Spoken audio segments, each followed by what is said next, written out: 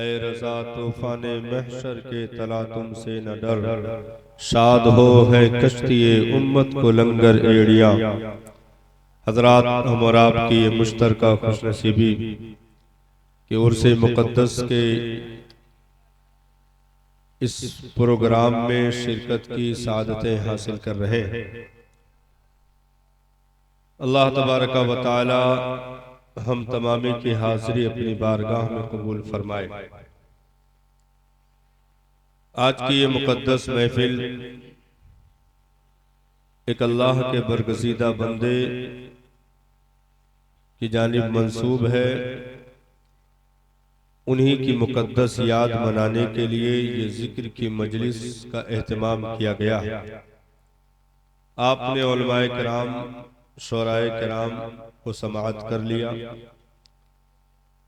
थोड़ी देर के लिए मेरी भी हाजिरी है।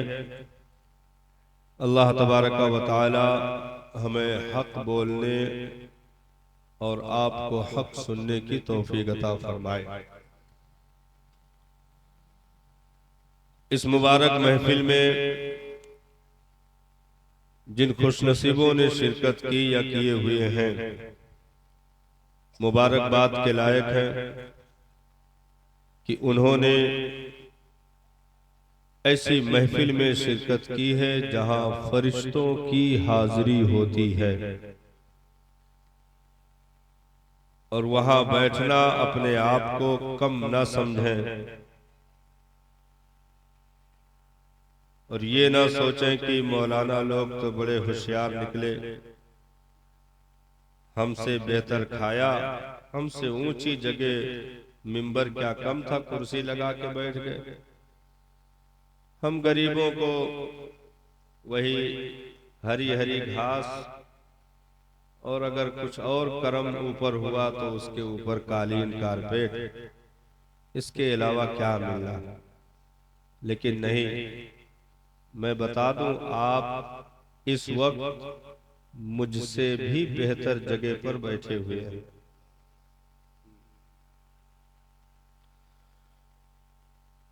सरकार दो आलम सल्लल्लाहु ताला अलैहि वसल्लम के प्यारे सहाबी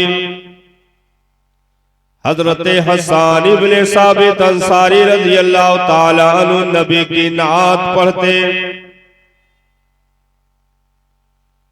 नबी ने मिंबर बिछाया, वो भी जन्नती मिंबर। हजरत हसन मिंबर पे जलवा फरोज हुए नबी की नात सुनाने के लिए। सरकार नीचे तशरीफ फरमा हुए अपनी नात समाअत करने के लिए। अब इसके बाद सुभान अल्लाह कहा जाता है, मतलब कह सकते हो, कहो। हाँ, मतलब ऐसे कहा करो, अच्छा लगा। यानी सरकार नीचे तशरीफ फरमा हुए अपनी नात समाअत करने के लिए। मिंबर पे हजरत हसन नबी की नात सुना रहे थे। सरकार को वो नात पसंद आई। अपने दोषे मुबारक से सरकार ने नूरानी चादर उतारी, हजरत हसन के गर्दन में डाल दी, इनाम अता फरमाया। हजरत हसन नबी की नात मिंबर से सुना रहे थे, तो यहाँ से नाते मुस्तफा सुनाना हजरत हसन की सुन्नत है और वहां नीचे बैठकर समाअत करना सरकार की सुन्नत करीमा है। इसलिए अब आप कहेंगे कि मौलाना ये फिर मिंबर लगाकर आप लोग जो बैठे हुए हैं सहाबी की सुन्नत अदा कर रहे हैं, हम नीचे बैठकर अपने आका की सुन्नत अदा कर रहे हैं। तो फजीलत की बात जो होगी, अगर उलमा की फजीलत बयान की जाएगी तो प्यारे वो इल्मे रसूल की बुनियाद पर, इल्मे रसूल की बुनियाद पर फजीलत बयान होगी। अगर समाअत करने की बुनियाद पर महफिल में फजीलत बयान की जाए तो सामने बैठकर सुनना मेरे सरकार की सुन्नत करीमा गए। इसलिए देखो मुंडी ऐसे ऐसे हिलाए से तकलीफ हो सकता है। डॉक्टर लोग कहा था ज्यादा ऐसे ऐसे ना करो, नहीं तो ये पट्टा बांधे पड़ी। जबान छोटी सी है, उसको हिलाएंगे तो यहीं तक नहीं रहेगा, मामला दिल तक पहुंचेगा। हाँ, सुभान अल्लाह ये कहने से जबान भी पाक होगी इंशाअल्लाह और दिल भी पाक होगा। देखिए 12 के बाद मुकर्रिर की 2 जिम्मेदारी होती है, तकरीर करना, पब्लिक को जगाना। जैसे एक औरत बच्चे को सिर्फ दूध नहीं पिलाती है, साथ में पुलुलू भी करती है कि नहीं? 2 जिम्मेदारी। अगर खाली दूध पिलाए तो बच्चा चुप नहीं होगा, मतलब दूध भी पिलाया जाता है, साथ में पुलुलुलु पुलुलुलु पुलुलुलु, तो मतलब हाँ, तो लड़का जो है संभला रहता है। तो अब तोहरन का तकरीर भी पिलाना है, साथ में पुलुलुलु भी करना है कि नहीं? 2 काम भाई, 2 जिम्मेदारी। क्योंकि अब जिनको अपने घर की चिंता थी वो सब जा चुके हैं, और जो लोग मजबूत ताला लगा के अपने चाबी जेब में रखे हैं वो चुपचाप बैठे हैं कि नहीं? बाकी ऐसा नहीं है। जो महफिल सुनकर दुआ पर यहां से घर जाना चाहते हैं, यानी इख्तिताम महफिल के बाद, तो फिर इंशाअल्लाह वो पूरी मुराद लेकर जाएंगे इंशाअल्लाह, है कि नहीं? हाँ, और देखो रोज रोज तो यहाँ बैठते नहीं हो, है कि नहीं? दूसरे दिन आप यहाँ रात में अकेले आओगे तो डर लगेगा। आज मैदान में जहां सब इकट्ठा हो, रोज तो आ नहीं सकते हो। एक दिन आज बुलाया गया, साल में एक मरतबा बुलाया जाता तो कम से कम हक अदा करके जाओ, है कि नहीं? बहुत भाई जो लोग गए हैं, ऐसा थोड़ा कि तहज्जुद पढ़ने गए, इतना जोर नाक बोलत होई कि कुछ गली में तो कुकुर भूकत हुई है। हाँ, वो फजरों न पढ़ी है, तहज्जुद तो छोड़ो, फजरों न पढ़ी। बहुत कम ऐसे लोग हैं, लेकिन अल्लाह ताला ने जिनको तौफीक अता फरमाई वो यहाँ बैठे हैं, किसी दुनियादार का तज़किरा नहीं, मुस्तफा जाने रहमत का जिक्र समाअत कर रहे हैं। हाँ, तो बेकार सोने से अच्छा है कि यहीं बैठे रहो। भाई अंदर जा करके लाइट जलाओ तो गोबड़ौला, ना जलाओ तो मच्छर, पंखा ना चले तो पसीना, जोर से चले तो जुकाम, तो इतना सारी बीमारी गांव में घेरे है। यह तो बिल्कुल सुकून है, वली का पड़ोस है। जोर से बोलो भाई, निकाह नहीं टूटी, हम जिम्मेदारी लेते, निकाह नहीं टूटी। हाँ बोलो जोर से सुभान अल्लाह। हाँ, वली का पड़ोस है, मिंबरे रसूल है, महफिले मुस्तफा में शिरकत है, इससे बेहतर जगह गांव में तुम्हें मिल नहीं पाएगा। इसलिए मुकद्दर के धनी है हम और आप, जो आज एक अल्लाह वाले के पड़ोस में बैठ करके अल्लाह रसूल का जिक्र सुन रहे हैं। जिक्र सुनना ये तो सोने पर सुहागा है। अरे वाह, ये भी हो सकता है क्या? ले हम समझे कि मतलब वो रिजर्व है कहीं अलग किसी के नाम पर, लेकिन ऐसा है, चमत्कार हो सकता है कि नहीं? हाँ, अगर धीरे धीरे बरसे तो भमपोर निकल सकता है कि? हाँ, तो ये तो मिंबरे रसूल, जिक्रे रसूल, ये तो सोने पर सुहागा होगा। सिर्फ वली के पड़ोस में बैठना ही वो इबादत है कि बख्शिश की जमानत अता की जाती है। जिक्र सुनना ये तो सोने पर सुहागा, जिक्र ना भी हो, सिर्फ वली का पड़ोस हो, चाहे वो गाजी सरकार हो, चाहे गरीब नवाज की मुकद्दस जात हो, या साहिब मजार का मामला हो, दुनिया में कहीं भी अल्लाह के नेक बंदे आराम कर रहे हो, उनका पड़ोस मिल जाए, चंद लम्हे बैठना ही बरकतों को लूटने के लिए काफी होता। और बुजुर्गों ने तो फरमाया कि बहराइच शरीफ जाया करो तो गाजी सरकार के आस्थाने पर कम से कम 40 मिनट जरूर ठहरा करो। कितनी देर? 40 मिनट। अर्ज किया गया सरकार 40 मिनट क्यों? तो कहा हर 40 मिनट पे हजरत खिज्र की आमद होती है। बहराइच शरीफ में हर 40 मिनट पर हजरत खिज्र अलैहिस्सलाम की आमद होती है। तुम रुके रहोगे, अगर तुम्हारी निगाह पड़ गई तो किस्मत, नहीं तो कम से कम उनकी निगाह तो तुम्हारे ऊपर पड़ जाएगी। उनकी निगाह तुम्हारे ऊपर पड़ जाएगी। ये जिंदा करामत है उस आस्थाने की।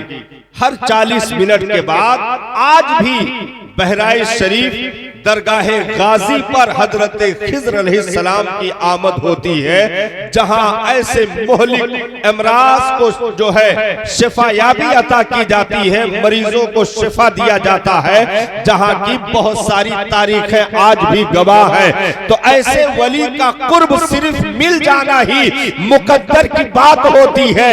जिक्र रसूल तो सोने पर सुहागा है, क्योंकि सिर्फ वली का कुर्ब ही नहीं, सिर्फ वली का कुर्ब ही नहीं, बल्कि इरादा शामिल हो जाए, इरादा शामिल हो जाए।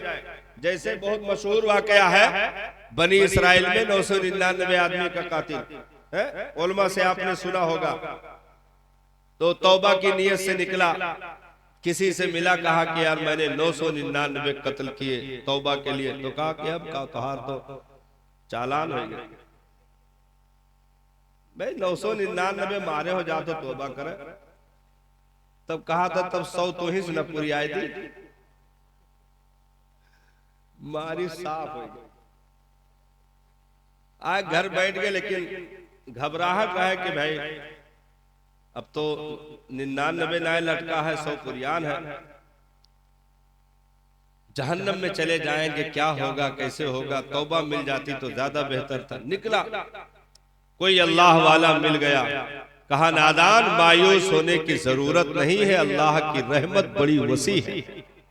हाँ, चला जा फला बस्ती में अल्लाह के नेक बंदों का मजार है, आस्थाना है, चला जा उन्हीं के दरबार में जाकर उनके मजार का वसीला बना करके रब की बारगाह में दुआ कर, परवरदिगारे आलम तेरी तौबा कबूल फरमाएगा। उसने कहा कि यार तुमने तो सारी उम्मीदों का दरवाजा खोल दिया। उसने तो मायूस कर दिया था। अभी ये चंद कदम बढ़ा ही था कि मौत का फरिश्ता आ गया। भाई जिंदगी वहीं तक थी। अपने घर से तौबा की नीयत से अल्लाह वालों के आस्थाने की तरफ या उस बस्ती की तरफ इरादा करके इसने जैसे कदम बढ़ाया, मौत का फरिश्ता आया, इसकी रूह कब से उनसरी से परवाज कर गई, गिर गया जमीन पर। अब जहन्नम में ले जाने वाले फरिश्ते भी आ गए, जन्नत में ले जाने वाले फरिश्ते भी आ गए, यानी रहमत के भी फरिश्ते आ गए, अजाब के भी फरिश्ते आ गए। उन्होंने कहा कि हम इसको ले जाएंगे, 100 आदमियों का कातिल है। तो उन्होंने कहा कि हम इसे ले जाएंगे क्योंकि ये तौबा की नीयत से निकला था, तौबा की नीयत से निकला था, तो हम इसको लेकर जाएंगे। अब दोनों में बहसा बहसी हुई, मामला रब के हुजूर पहुंचा। परवरदिगारा हम क्या करें, दोनों हाजिर हैं, तो दोनों अपने अपने दावे में सच्चे हैं। परवरदिगारे आलम ने इरशाद फरमाया, ऐसा करो इसके घर से लेकर के जहां ये पड़ा हुआ है वहां तक की जमीन नापो, अगर घर से करीब हुआ तो अजाब के फरिश्ते ले जाएंगे, और जहां गिरा गए वहां से लेकर अल्लाह वाले के आस्ताने तक जमीन नापो, अगर वहां से करीब हुआ तो जन्नत के फरिश्ते लेकर जाएंगे। अब नपाई शुरू हुई। सही तो ये था कि घर से करीब था वो, लेकिन परवरदिगार आलम ने इरशाद फरमाया है जमीन सिमट जा। अरे बोलो भाई, जिंदा लोग हो, बोलो बोलो। हाँ देखो अभी तकरीर शुरू नहीं हुई है, अभी हम आगरा का लड्डू बनाए थे। हाँ अब भाई बिकी, ऐ जमीन सिमट जा, अल्लाह वालों की बस्ती की जानिब जमीन सिमट जा। जमीन सिमट गई, फरिश्तों ने नापा तो वो जहां पड़ा था वहां से लेकर अल्लाह के आस्ताने वालों के जो है उनके चौखट तक जमीन नापी गई तो इसकी लाश अल्लाह वालों के बस्ती से करीब हो रही थी। रब ने इरशाद फरमाया मैंने बख्श दिया, जन्नत वाले फरिश्ते इसे लेकर जाए। नारे तकबीर, नारे रिसालत, मसलके आला हजरत, वलमाए अहले सुन्नत, जश्ने तो सिर्फ पड़ोस नहीं, ये तो पड़ोस तो ये तो मुकद्दर का सिकंदर, वो सिर्फ घर से निकला था, उनकी बस्ती से उनकी चौखट से खाली करीब कर दिया गया। इरादा नेक था कि अल्लाह वाले के दरबार में चलकर तौबा करते हैं, सिर्फ इरादा किया था, रब की रहमत मचल गई क्योंकि वो बंदों के दिलों के इरादों से बाखबर है। उसकी रहमत मचल गई कि मेरे बंदे ने कम से कम तौबा की नियत तो की, तो उस वो गफूरुर रहीम है, उसने खुद जमीन को करीब करवा करके उसकी खताओं को माफ करके ऐलान कर दिया ये माफी तेरी बुनियाद पर नहीं हुई है, माफी मेरे महबूब बंदे की बुनियाद पर हुई है। अच्छा क्यों नारा लगाओ, जवानी याद किया हो? वाह या रसूलल्लाह, या रसूलल्लाह। हाँ एक जने कोने में यहां बैठा जोर जोर से कलमा पढ़त रहे, ला इलाहा इल्लल्लाह, ला इलाहा इल्लल्लाह। का हो रहा है, जल्दबाजी किया हो? परसों हमार निकाह है, कलमा याद करी थी।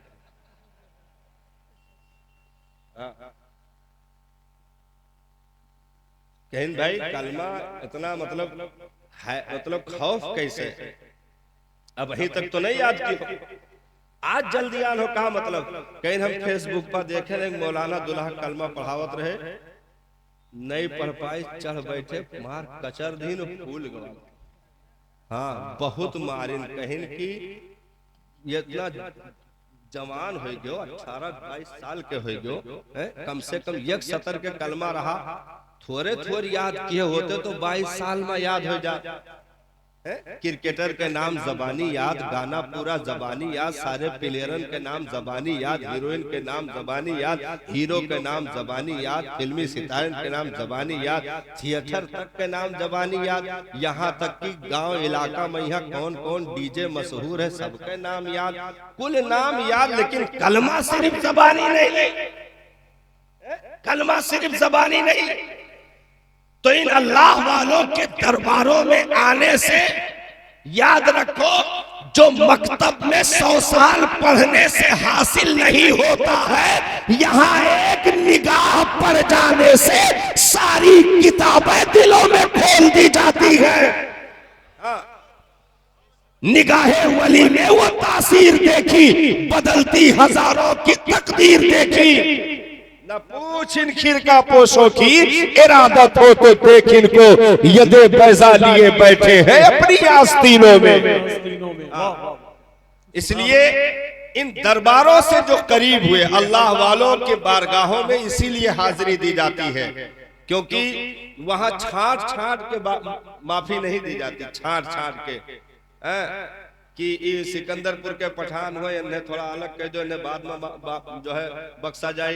आओ हो तोरे पहले आ रहे धागा बाने घूमत हो, आओ इन्हें लोग का माफ करो, चलो चिश्ती सजरा दे दो। और ये सब कहाँ लोटत पीटत आओ, तो भगवान ने कुल का माफी नहीं मिली। मतलब ऐसा नहीं कि छटनी हो रही है कि मोटे मोटे जितने हैं उन्हें माफ कर दो, दुबर दुबर जितना पतील पतील है उन्हें छाट के वैसे फेंक दो, नहीं, बल्कि दयारे खाजा में जितने मंगते खड़े हैं उन सब की झोलियां भर दी जाए। उनकी उन सब की झोलियां भर दी जाए। सुनाने अपनी बर्बादी के अफसाने कहाँ जाते, तेरा दर छोड़ कर खा जाए दीवाने कहाँ जाते। जिंदा लोग हो यार, जिंदा लोग हो, बोलो बोलो बोलो। देखो देखो इनाम सब दे रहे हैं यार, क्या मतलब कि कुछ समझ नहीं है, ऐसा नहीं है भाई, कुछ आदमी समझे तो तब यहाँ तक चला हो, लेकिन आना आपको बुला नहीं रहे हैं वहीं से। अरे भाई मुशाहिदी साहब का भाई आज इनाम सभे सबका इकट्ठा किया जाए तो आज का नजराना लागत है इनाम में चला जाए, बहुत लोग का इनाम देंगे। लेकिन याद रखो अगर नकीब का जो है इनाम शामिल हो जाए तो फिर हम लोगों की खैरियत बिगड़ जाती है। हाँ कुछ होता है उसमें। तेरा दर छोड़ कर खा जाए दीवाने कहाँ जाते, हमेशा भीख तो हमने इसी चौखट से पाई है, हम अपने दामने उम्मीद फैला ले कहाँ जाते, हम अपने दामने उम्मीद फैला ले कहाँ जाते। जबीनों पर लिशा होता ना कर इस आस्ताने का, तो गुलामाने मोई महशर में पहचाने कहाँ जाते, गुलामाने मोई महशर में पहचाने कहाँ जाते। तो वहां छाट छाट के माफी नहीं दी जाती है। एक तरफ से अजमेर में एक आदमी मस्त अलस्त फकीर वहां कई एक मिलते रहते हैं, सोटा लिए घूम रहा था, मोटा सोटा लिए घूम रहा था और कह रहा था एक ख्वाजा 5 रुपया दिला, वो भी 5 मिनट के अंदर। 5 रुपया लूंगा वो भी 5 मिनट के अंदर। एक ख्वाजा 5 रुपया दिला, 5 रुपया वो भी 5 मिनट के अंदर। घूम रहा था। एक ऐसा भी उसमें देख रहा था जो वहां तक नहीं पहुंच सकता था, जो अभी तक पैजामों के ऊपर नीचे में फंसा हुआ था कि कितना नीचे आना चाहिए, कितना ऊपर आना चाहिए। हाँ दिया था टेलर ने पैजामा, जालिम ने उसे चड्ढा बना डाला। काटते काटते पहुंचा दिया कहां तक, कहा था टखना खोल दिया घुटना। तो वो देख रहा था ये लो 5 रुपया कहां मांगा था, अल्लाह से मांगो, यहां से सब शिर्क है, बिदात है, ये है वो है। वो सोटा लिए हुए था, जब इसने 5 निकाला तो इसने लिया फट से और जेब में डाला, कहा वाह वाह खाजा वाह, तेरे बलिहारी चाहूं, दिलाया भी तो ऐसे से जो गद्दार मांगता ही नहीं है। हाँ दिलाया तो ऐसे से जो मांगता ही नहीं है, क्या तेरी शान है ख्वाजा, अपने तो अपने बेगानों के जेब तक पे पकड़ रखता है। तो वो दरे गरीब नवाज है जहां नंगे कदम लोग पहुंचते हैं अपनी मन्नतें लेकर के, और उस चौखट से अपनी मुरादें लेकर के वापस आते हैं। तो इन वलियों की चौखटें, इनके आस्ताने हम गरीबों के लिए सहारे का काम देती है। जहां दुनिया मुंह फेर लेती है, वहां इन चौखटों पर दरवाजे हम गरीबों के लिए खुला करते हैं। अब तक इस मिट्टी पर न जाने कितने ख्वाब देखे गए, न जाने कितने शीश महल ख्वाबों के चकनाचूर हुए, न जाने कितनी साजिशें रची गई इस मिट्टी की सुर्खियों को दबाने के लिए, इस मिट्टी के जर्रात को तबाह बर्बाद करने के लिए। लेकिन याद रखो, जब जब दुनिया साजिशें रच करके चरम सीमा पर पहुंचती है और ये ख्वाब मुकम्मल करना चाहती है कि एक भी कलमा वाला अब जमीन पर जिंदा नहीं रह सकता है, अब एक भी कुरान पढ़ने वाला जमीन पर जिंदा नहीं रह सकता है, एक भी इबादत करने वाला जमीन पर जिंदा नहीं रह सकता है। तो जब जब ये स्कीमें तैयार होती है तो उन्हें गैबी इन मुकद्दस वलियों की तुरबतों से तमाचे लगते हैं कि याद रखो, ये जो कलमा पढ़ते हुए घूम रहे हैं ये यतीम नहीं है, यतीम इनके लिए जमीन में गरीब नवाज मौजूद है। इसलिए तुम अपनी स्कीमों में कभी कामयाब नहीं हो सकते हो। न कलमा मिट सकता है, न कुरान मिट सकता है, क्योंकि नबी ने अपने बेटे को चंद सालों के लिए नहीं भेजा। कोई भी तारीख बताओ कि सरकार ने यह कहा हो मोइनुद्दीन फला तारीख से फला तारीख तक के लिए तुम्हें अजमेर दिया जाता। आज तक मैंने कोई ऐसी रवायत नहीं पढ़ी कि नबी ने यह कहा हो बेटा मोइनुद्दीन चले जाओ, तुम्हें अजमेर की शहंशाही दी गई, दीन की तबलीग करो। हाँ, 10 साल के बाद तुम फुर्सत पा जाओगे, लौट आना। 20 साल के बाद फुर्सत पा जाओगे, लौट आना। नहीं, नबी ने भेजा सिर्फ ये कह करके कि अजमेर की जमीन तुम्हें दी जाती है दीन की तबलीग के लिए। ये नहीं कहा कि कब तक के लिए दी जाती है। तो नबी ने अपने बेटे को चंद सालों के लिए हिंदुस्तान की मिट्टी पर आबाद अजमेर की सरजमीन पर सल्तनत 1-2 साल के लिए नहीं अता फरमाई, बल्कि सुबह कयामत तक गरीब नवाज रहेंगे, सुबह कयामत तक उनकी सल्तनत बाकी रहेगी, सुबह कयामत तक उनकी रौनक चलती रहेगी। गुंबदों मीनार की चमक दुनिया कभी भी फरामोश नहीं कर सकती है। इसीलिए हम इन आस्थानों की चौखटों की दरवेज़ागरी करते हैं, वहां अपनी जबीने अकीदत खम करते हैं कि दुनिया देख ले हम अपने ऐसे पूर्वजों और ऐसे शहंशाहों और ऐसे सर पर कफन बांध कर चलने वालों को हम आज भी न उनके गुंबद भूल सके हैं, न उनकी तुरबत भूल सके हैं।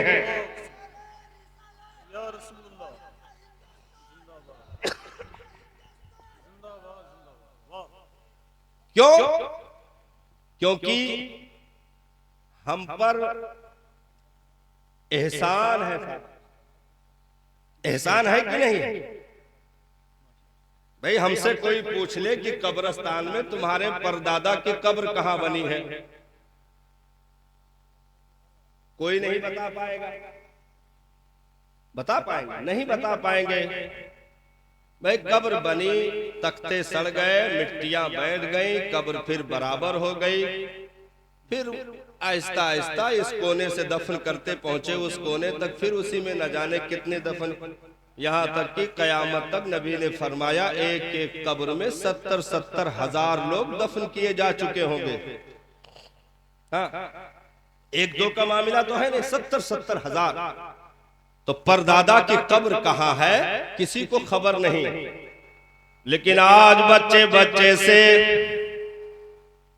उंगली पकड़ करके पूछो कि अजमेर में कौन शहंशाह रहते गए, तो हमारे कौम का एक छोटा बच्चा भी बताएगा अजमेर में सुल्तानुल हिंद गरीब नवाज रहते गए। यानी परदादा की कब्रों का निशान तो भूल गए, परदादा किस कब्रस्तान में दफन है हम फरामोश कर गए, लेकिन इन वलियों की तुर्बतों के आज भी निशान बाकी हैं, हमें उनका पता मालूम है। क्यों याद रखो, जब कोई आदमी अपनी जात के लिए मरता गए तो दुनिया उसे फरामोश कर देती गए, लेकिन कोई नबी के दीन के लिए दुनिया से जाता गए तो जब तक दीन रहेगा उस वक्त तक दीन के मुहाफिजों का नाम जिंदा रहेगा, नाम जिंदा रहेगा। और देखिए, एक है फैलाना, एक है बचाना। फैलाना, बचाना। फैलाने में बड़ी लंबी तारीखें हैं, बचाने में भी मखसूस तारीखें हैं। दीन फैलाने में एक मोटी मिसाल समझ लीजिए, करबला से पहले जितनी जंगें हुई वो दीन फैलाने के लिए है। करबला से पहले जितनी जंगें हुई वो दीन फैलाने के लिए है, लेकिन करबला की जो जंग हुई है वो दीन बचाने के लिए है। इसलिए दीन फैलाने वालों का जहां नारा लगेगा वही दीन बचाने वालों का सबसे बढ़ चढ़ कर नारा लगेगा, क्योंकि फैलाने से भी ज्यादा अहम है बचाना। इसलिए अब बचाने वालों में जिन मुकद्दस हस्तियों में नबी के नवासे ने दीन की आबरू बचाई, फातिमा के लाल ने दीन की आबरू बचाई, उनके बेटे अली असगर ने, अली अकबर ने, मौला अब्बास आलम बरदार ने, इन मुकद्दस हस्तियों ने दीन को बचाने के लिए अपनी जान को कुर्बान कर दिया। रेखसारे करबला पर शहादत का जाम पी करके इन मुकद्दस हस्तियों ने यजीदियत के बढ़ते तूफान को रेखसारे करबला पर रोक करके और हमेशा हमेश के लिए मुस्तफा के दीन की रोशनी हर घर तक, हर एक चौखट तक, हर मस्जिद तक, हर मदरसे, हर खानकाह तक पहुंचा करके बता दिया कि कयामत तक दीन का चिराग जलता रहेगा और जहां जहां रोशनी देखी जाएगी मुस्तफा के नवासे का नारा लगता जाएगा। नारे तकबीर, नारे रिसालत, अज़मत इस्लाम, हज़रत अल्लामा मुफ्ती कमालुद्दीन। इसलिए अब औलियाए कराम में भाई हिंदुस्तान में गरीब नवाज से भी पहले औलिया की तादाद है कि नहीं? गरीब नवाज से भी पहले औलियाए कराम की तादाद है। और उससे पहले जाओ तो कुछ सहाबा का भी जिक्र हिंदुस्तान की आमद पर मिलता है, कुछ सहाबा का जिक्र भी मिलता है। लेकिन ये कुछ खित्ते में आए, वहीं तक महदूद होकर रह गए, वहीं से इंतकाल किया, पर्दा किया, दुनिया से तशरीफ ले गए। लेकिन जब गरीब नवाज की आमद हुई तो आमद ही इनकलाबी, आमद में ही इनकलाब था। भाई दिल्ली से लेकर के अजमेर तक जो सफर होता है, इस सफर में तकरीबन 30,000 से जायद लोगों ने कलमा पढ़ा। ऐसी इनकलाबी आमद, जिधर से गुजरते थे कलमे की बसुरिया बजती थी, इस्लाम की खुशबू से लोग मुअत्तर होते थे, कलमे तौहीद से हमकनार होते थे। जिधर से भी गुजरते जाते, जिधर से भी निकलते जाते, यहां तक कि कयामे अजमेर तक 90 लाख लोगों ने इस्लाम का कलमा पढ़ा। 90 लाख लोगों ने इस्लाम का कलमा पढ़ा। अब उनसे जो शाखाएं निकली, हजरत कुतुबुद्दीन बख्तियार काकी हैं, हजरत निजामुद्दीन औलिया महबूब इलाही हैं, हजरत बाबा फरीदुद्दीन गंजे शकर हैं। इन मुकद्दस हस्तियों में हजरत साबिर पाक अलाउद्दीन कलियरी की मुकद्दस हस्ती, फिर वहां से और शो से निकलते गए, वली से वली पैदा होते गए, उन मुरीदों में बाकमाल होते गए या उन औलादों में बाकमाल होते गए। आहिस्ता आहिस्ता ये शजरा शजरे तूबा बन करके पूरी दुनिया में छाता चला गया और दीन का डंका बजता चला गया। तो ये सब सारी तहरीकें क्या थी? दीन फैलाने की थी। अच्छा, दीन फैलाने में ऐसा नहीं है कि सिर्फ जिम्मेदारी दे दी जाए और उसका पावर कट कर दिया जाए ना। जिम्मेदारी दी जाती है तो पावरफुल बनाकर भेजा जाता है, पावरफुल बनाकर भेजा जाता है। अगर गरीब नवाज को अजमेर में इस्लाम के कलमा को पढ़ाने की, दावत देने की, तबलीग करने की तमाम तर इजाजत मुस्तफा के दरबार से, वहां से हुक्म, गरीब नवाज को सब कुछ अगर मिल चुका था, तो जहां कलमा पढ़ाने का हुक्म था, वही वक्त आने पर अना सागर को कटोरे में समेटने की ताकत भी दी गई थी और राज पिथौरा को जूतों तले रोद करके अना सागर के करीब गिरफ्तार करवा कर जलीलो खार करके और खड़ाओं से मार करके जोगी जयपाल को इस जमीन पर पटकने की ताकत भी अता की गई थी। अगर तबलीग का जिम्मा दिया जाता है तो पावर भी अता किया जाता है। तो जब एक वली को तबलीग का जिम्मा मिले तो पावर उसे अता किया जाता है। तो क्या नबी को तबलीग का जिम्मा मिले तो पावर न दिया जाएगा? मुस्तफा को पावर अता किया गया, सूरज को वापस बुलाने का पावर, चांद के 2 टुकड़े करने का पावर, कंकरों पत्थर से कलमा पढ़वाने का पावर। यानी अगर इमामुल अंबिया है, तमाम नबियों के मोजिज़ात बाकमाल, वो अपनी जगह पर मुसल्लम है, लेकिन मुस्तफा का सर से पैर तक मोजिज़ा बन करके आना ये मुसल्लमा हकीकत है। तो जब नबी पावरफुल होगा तो वली भी पावरफुल होगा, क्योंकि वली अपने नबी का मजहर होता है। भाई, नबी खुदा का मजहर, वली अपने नबी का मजहर। सुभान अल्लाह। यानी वली की जिंदगी में नबी का आईना देखा जाता है, उनकी सूरत व सीरत का मुशाहिदा होता है, और नबी की जिंदगी में तौहीद का अक्स देखा जाता है, जमाले खुदावंदी का मुशाहिदा होता है। तो वली अपने नबी का आईना। नबी जितना पावरफुल होगा, वली उतना ही पावरफुल होगा। आज हम वलियों के दरबारों में जाकर क्यों सलामी ठोकते हैं, क्यों अपनी जबीन अकीदत खम करते हैं? उनके चौखट को, पायथी को बोसा दे करके अपने को मुकद्दर का सिकंदर क्यों समझते हैं? क्यों? क्योंकि ये सब जितने वली हैं, ये बनी इसराइली नहीं है, बनी इसराइली नहीं है।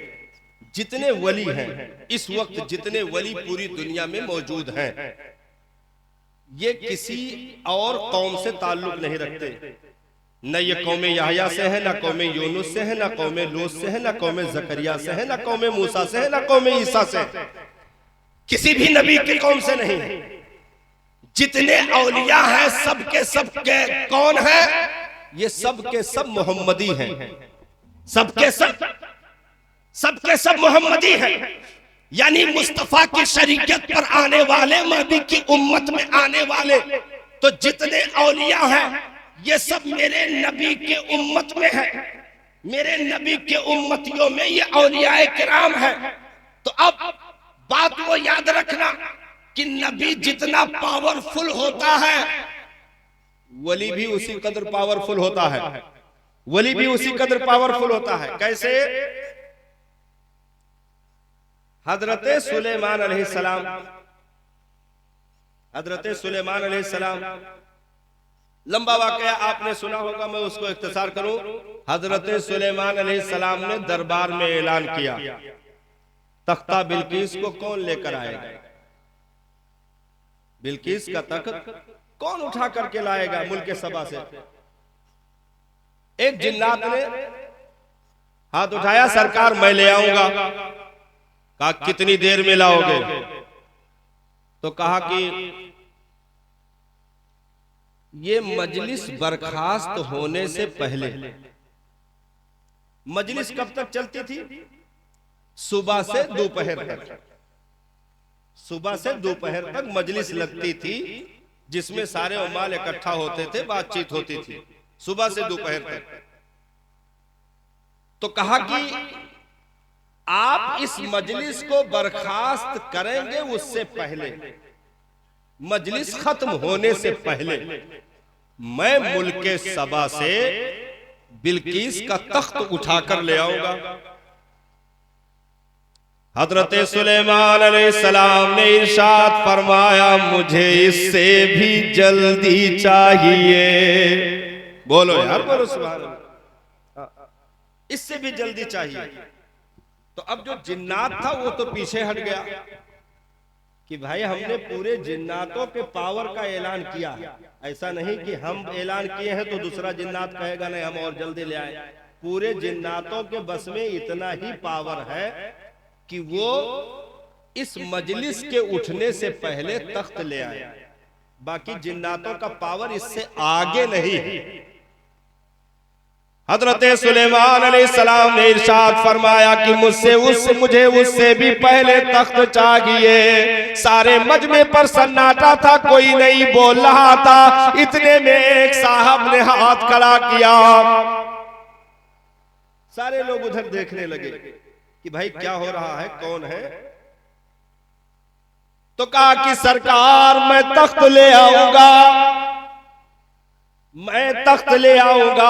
हजरत सुलेमान अलैहिस्सलाम ने इरशाद फरमाया, कितनी देर में लेकर के आओगे? तो उन्होंने कहा, पलक झपकने से भी पहले मैं तख्त ले आऊंगा।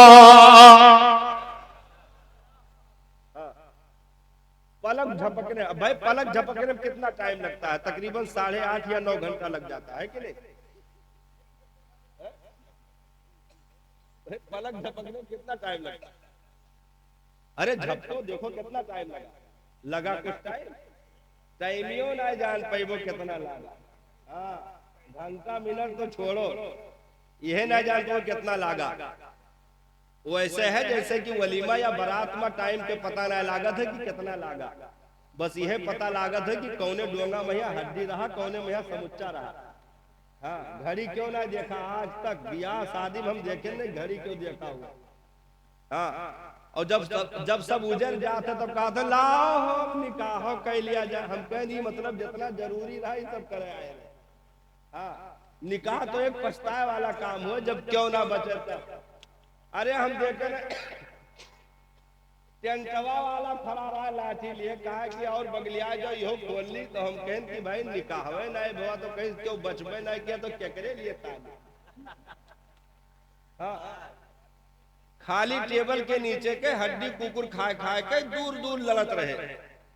और में जितना आए रहे सब बुलेरो लद के, सब गम कौआ तेल लगा कनपटी तक चुआवा था। जितना धरा उठावा रहा कुल पहन के मार भर भर भर भर। और बुलेरो वाला कहे रहा लदा तो जात हो, हम तुरंत उतार के फला पेड़ के नीचे लगाए रहा, मिलो तुरंत वापस दूसर बारात उठावे जाए। तो सब खाए खाए वही, मतलब जितना आए रहे सब सन्नाटा। तो हम कहे नहीं निकाह करवावे लायो रहा कि लीलावे लायो रहा। और जितना भाई पहली बुलेरो जो हिया से पहुंचा थी गांव, वो है सबसे ज्यादा बेइज्जती करत। हाँ, वो है जाए के हुआ एक सिगरेट ले होटल पे यहाँ बैठ के देखिए खानक नाम पर चुर्क सुनी। क्या नहीं कोने फटीचर खेल ले गए हमारे, इतना मशवरा दिया है क्या डारो हुआ है, क्या डारो है, राडो घड़ी मिल गई है, क्या कहा एटलस साइकिल मिल गई है। अब तो वो तो जमाना रहे ना कि बुलेट मिल गई है, लेकिन नहीं माना, ले गए कूद गवा। मतलब बेइज्जती खाई पतरियम छेदों की है। बारात क्यों ले जाते हैं भाई? इसीलिए ले जाते हैं कि मेरे बेटे के निकाह में सारे लोग गवाह हो जाए। जब सरकार की सुन्नत अदा की जाए, सारे लोग गवाह हो जाएं कि फला की लड़की के साथ मेरे बेटे का रिश्ता हो गया। अब अगर ये कहीं घूमते हुए जाते हुए दिखे तो कोई तोहमत न लगाए, बल्कि दुनिया को, समाज को मालूम हो जाए कि ये कोई अजनबी नहीं, आज के बाद ये मियां बीवी बन गए। इसीलिए ना बुलाया जाता है सबको, लेकिन सब सन्नाटा। अब वही भैया बाप थका हारा, वो तो बेचारा दहेजे गिरत फुर्सत नहीं पावत है, का वही है। हाँ, अक्सर लड़के के शादी में बाप का दुआ मांगत हम ना देखे, वो अलग ही जी रहा था। हाँ, मतलब पता नहीं का हो जाता है, कोमम चला जाता है कहा, मतलब 3-4 दिन जब तक शादी के माहौल नहीं तो उनसे क्यों बात नहीं कर सकता, अलग है। हाँ भाई, हरदी चूना तो लड़का लगाए रहा, वका ऐठे चाहिए, तू काहे मरे जाए रहे हो, तो वो है बाप नहीं। हाँ, स्टेज पर के हुआ था, ये थरिया छोहारा, 2 किलो शक्कर, और पूरे गांव से छठा चिबिल्ला 10-15 लड़के। हाँ, छठा चिबिल्ला इतना बुरा कूदत है, एक जगह तो इतना जोर कूदे कुल निकाह नमोए फाड़ा। हाँ, मतलब हम कह रहे हैं कि कहो मैंने कबूल किया, तो वो तो बोल ही नहीं पाए, जोन सेहरा पहने रहा वही कुल जोन बैठा रहे वही कुल कहीं मैंने कबूल किया।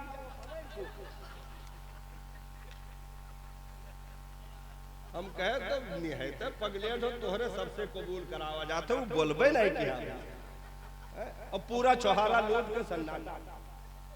तो इसमें आदमी टाइम नहीं देखता है। हाँ, इसमें टाइम नहीं देखेगा। हाँ, फज्र की नमाज पढ़ने चला जाए, 2 मिनट अगर इमाम साहब लेट हो जाए तो ये समझी कि हम तो यही लागे जहन्नमी हो गए। हाँ, कूद पड़ी इमाम साहब के ऊपर, वो तो काम मस्जिद में ईटा गुम्मा ना रहा था ना, चलाए दिए। हाँ, हो डारे, कहाँ रहे हो 2 मिनट।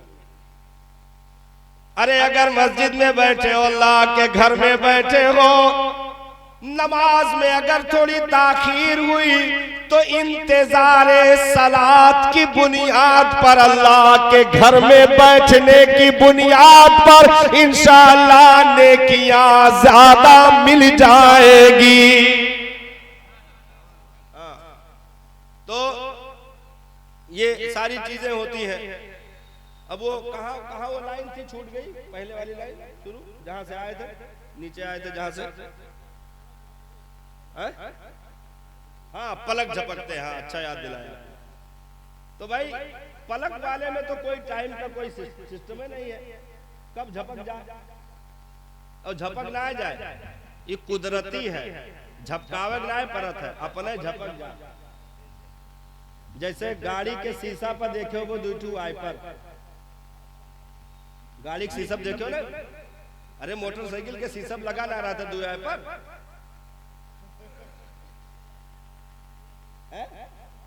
नहीं लगा। हाँ, तो लगा रहा था, मोटरसाइकिल के शीशे पे वाइपर लगा रहता है। अरे 4 व्हीलर में लगा रहा था। हाँ, नहीं चलो हम मान ही लेते, अब नवा इधर आई है मोटरसाइकिल तो हम कह देंगे कि भाई लगाए दे। तो वाइपर का काम क्या होता है, साफ करना। तो ये पलक जो है ये आंख पे वाइपर है, गर्दा गुबार कुछ भी, जैसे हवा लगी, पानी सूखने लगा तो ये वाइपर आकर के उसको क्लीन करके पानी मार के चला जाता है। पलक का यही काम है, पलक झपकते, मतलब एक लम्हे का मसला है, एक लम्हे का मसला। और मुल्के सबा वहां से तकरीबन 1 महीने का फासले पर था।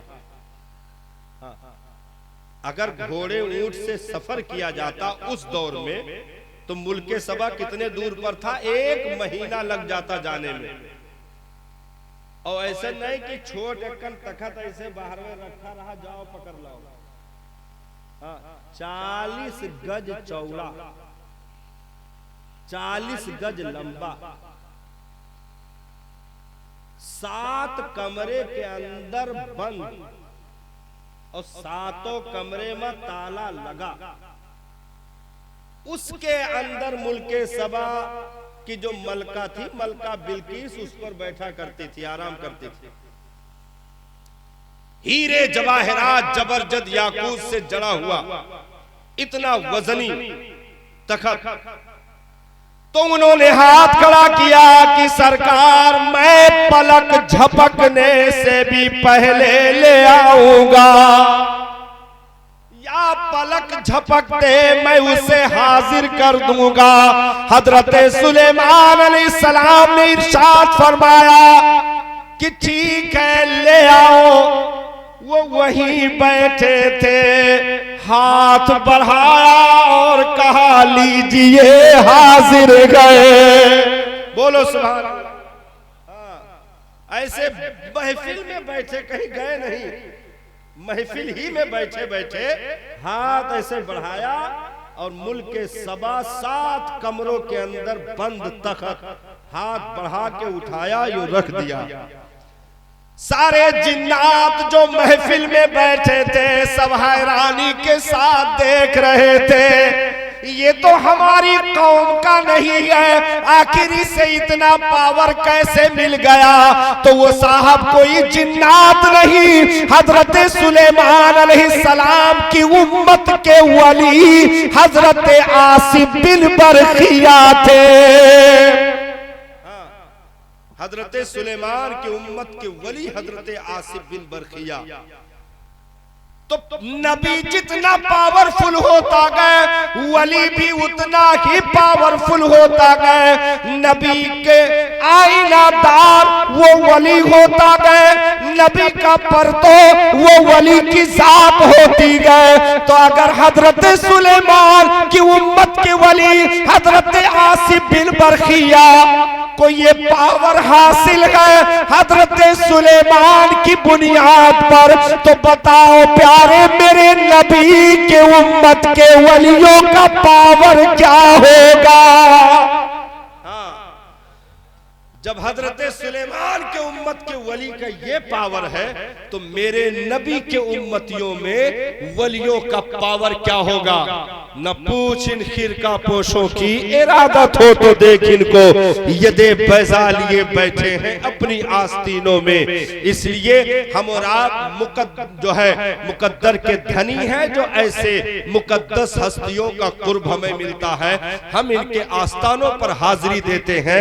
ये बाफैज आस्ताने हैं, यहाँ जाने से कोई खाली हाथ वापस नहीं आता। हाँ, ये और बात है, तकदीर से जायद कोई चीज नहीं दी जाती है, और कुछ चीजें ऐसी होती हैं जो बंदे के लिए दुनिया में मुकद्दर नहीं होती हैं। तो वो ये सोचता है कि इस आस्ताने पर गया था, बेटा मांगा, मेरी मन्नत नहीं पूरी हुई, गरीब नवाज क्या देंगे, मुझे बेटा नहीं मिला। ना ना प्यारे, वो उसका जो भी मन्नत माना था, अगर दुनिया में पूरा होने वाला होता तो वली की दुआओं से पूरा हो जाता। अगर नहीं हुआ है तो इंशाअल्लाह उसका पूरा पूरा अज्र उसे मरने के बाद कयामत में अता किया जाएगा, उसे पूरा अज्र अता किया जाएगा। यानी फैज से कोई बंदा खाली नहीं रहता है। इसलिए इन मुकद्दस आस्थानों पर हम और आपकी जो हाजिरी होती है, आखिर इसकी वजह यह है, बस 2-4 मिनट बस हाजिरी सिर्फ इसलिए होती है कि भाई देखो हम पठान हैं, ये भी पठान थे, इसलिए हम लोग भी चले आते हैं कि चलो भाई पठान पठान का मामला है, इसीलिए तो हाजिरी होती है। हम सिद्दीकी, हम तो बाबो सिद्दीकी रहे, चलो सिद्दीकी का मसला, इसीलिए हाजिरी होती है। नहीं भाई, बिरादरी की वजह से हाजिरी नहीं होती है, ना बहुत बड़ा जागीरदार होने की वजह से हाजिरी होती है। हाजिरी क्यों होती है? हाजिरी इसीलिए होती गए कि ये अल्लाह के नेक बंदे जिन्होंने दीन के रास्ते पर अपने आप को रखा, सिराते मुस्तकीम पर चलते रहे, कुरान के अहकाम को फॉलो किया, शरीयत मुस्तफवी पर अमल करते रहे। नमाज़े पंजगाना तो बहुत दूर की बात है, तहज्जुद इशराक चाश तवाबीन भी इनकी न छूटी। यानी शरीयत तो सुन्नत पर अमल करके पूरी जिंदगी दीन की निगहबानी करते हुए दुनिया से चले गए। तो हम इन आस्थानों पर कभी खान पठान सिद्दीकी की बुनियाद पर नहीं पहुंचते गए, बल्कि हम इसलिए पहुंचते गए कि ये दीन के वफादार हैं, इसलिए हम इनके चौखट पर हाजिरी देते गए। तो अब हम इनके चौखट से हमें फैज क्या मिलना चाहिए? फैज जो भी मांगोगे फैज तो मिलेगा ही, लेकिन सही मानों में अगर फैज पाना चाहते हो तो उस वली की सीरत को अपनी सीरत में उतारना होगा, अपनी जिंदगी में उनके जिंदगी के उसूल को अपनाना होगा, उनके नुकूशे कदम को अपनाना होगा। अगर वो पंज वक्ता नमाज पढ़ते थे हम भी नमाज पढ़ेंगे, वो तहज्जुद की पाबंदी करते थे हम भी शरीयत मुतहरा के कवानीन की पाबंदी करेंगे। अगर ये रूल अपना लिया तो इंशाअल्लाह उस वली के आस्थाने से फैज पाने में और ज्यादा आसानी हो जाएगी, क्योंकि जब वली की जिंदगी के नक्शे कदम को अगर अपनाओगे तो जो उसूल वली ने कायम किए थे कि जिस बुनियाद पर वली ने अपनी जिंदगी को खाके कुंदन बना करके उम्मत के दरमियान रख दिया, और उसने रात को रात नहीं जाना, दिन को दिन नहीं जाना, वो अपने आप को भट्टियों में डाल करके उम्मत के हवाले कर दिया। पूरी जिंदगी का सुकून और चैन एक तरफ रख करके मुस्तफा के उम्मत की तरवीज और इशाअत में पूरी जिंदगी वक्फ कर दी। तो हम और आपके लिए ये फरीजा बनता है कि हम वली के आस्थाने पर भी जाएं, वली की सीरत को भी अपनाएं, उनकी जिंदगी के नक्शे कदम को भी अपनाएं। तो इंशाअल्लाह फिर ये जिंदगी ऐसे बेमाना बनकर नहीं रहेगी, बल्कि ये जिंदगी ऐसे कामयाब होगी कि जब हमारा इंतकाल होगा तो हम ये नहीं कहेंगे हाय मेरी बिल्डिंग छूट गई, हाय मेरी दौलत छूट गई, अरे कहां लिए जा रहे हो मुझे, नहीं, बल्कि प्यारे उस कफन में लिपटे हुए हम मुस्कुरा रहे होंगे। जब आए थे हम रो रहे थे, दुनिया मुस्कुरा रही थी, लेकिन जब जाएंगे दुनिया रो रही होगी, हम कफन में मुस्कुरा रहे होंगे और इस अंदाज से आसी पिया का नगमा गुनगुना रहे होंगे। बस ये नगमा सुन लीजिए, तकरीर फिर किसी और मोड़ पर इंशाअल्लाह। आज फूले ला समाएंगे। आपा मुशाहिदी साहब गए कहाँ? अरे मैं को थोड़ा करीब करो दादा, होएगा हम खत्म कर दे, खत्म कर। मैं तो समझ रहा हूँ कि भी अरे हाँ हम खत्म कर दी कि हम ही खत्म हो जाए। अगर वो दूसरा वाला काम हो जाए तो घंटों मुझे बैठना नहीं पड़ेगा। हाँ तो फिर दोनों लोग इरादा करते हैं। आज फूले ला समाएंगे कफन में आसी, आज की रात है उस गुल से मुलाकात की रात। आज फूले न समाएंगे कफन, आज फूले न समाएंगे कफन में आसी। आज की रात है उस गुल से मुलाकात की रात। और आला हजरत ने इसी मोड़ पे क्या कहा? सुभान अल्लाह। नकीरें करते हैं ताज़ीम मेरी, फिदा हो के तुझ पे ये इज्जत मिली है। बोल दे यार, सुभान अल्लाह। अब आखिरो दावानक बाद भी सुभान अल्लाह कहलो अकबरी का, बोलो सुभान अल्लाह। न क्यों कर कहूं हबीबी अगसीनी, इसी नाम से हर मुसीबत टली है, इसी नाम से हर मुसीबत टली है। तेरे दर का दरबार है जिब्रील आज़म, तेरा मदह ख़्वाह नबियों वली है, तेरा मदह ख़्वाह नबियों वली है। कलामे आला हज़रत छिड़ जाए ना, फिर क्या कहना भाई, कलामुल इमाम इमामुल कलाम है। पूरी दुनिया में जितने कलाम कहे जा रहे हैं, सारे कलामों का इमाम मेरे आला हजरत का कलाम। सबा है मुझे सर सरे दश्त तैबा, इसी से कली मेरे दिल की खिली है, इसी से कली मेरे दिल की खिली है। बोल दो, बोल बोल बोल बोल बोल।